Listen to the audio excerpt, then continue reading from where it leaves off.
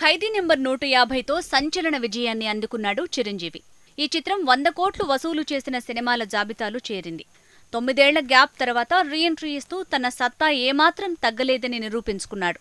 ఇప్పుడు ఆయన 151వ చిత్రానికి జోరుగా సన్నాహాలు జరుగుతున్నాయి.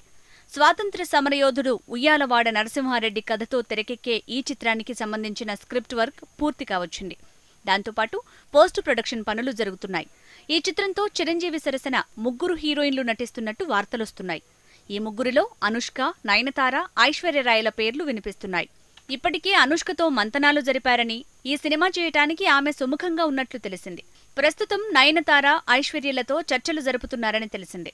సురేందర్ రెడ్డి దర్శకత్వంలో రూపొందుతున్న ఈ భారీ చిత్రాన్ని దాదాపు 150 కోట్ల బడ్జెట్తో తెరకెక్కిస్తున్నారని, బాహుబలి స్ఫూర్తితో తెలుగులోనే కాకుండా తమిళ, హిందీ భాషల్లో కూడా విడుదల చేయటానికి ప్రయత్నాలు చేస్తున్నారట.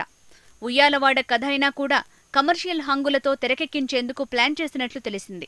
ఈ చిత్రాన్ని చిరంజీవి పుట్టినరోజు ఆగస్టు 22న భారీగా ప్రారంభిస్తారట. అదే రోజు ఫస్ట్ లుక్తో పాటు హీరోయిన్ల పేర్లను ప్రకటిస్తారని తెలిసింది. చాలా రోజుల తర్వాత చిరంజీవి 3 హీరోయిన్లతో చిందయ్యనున్నాడు.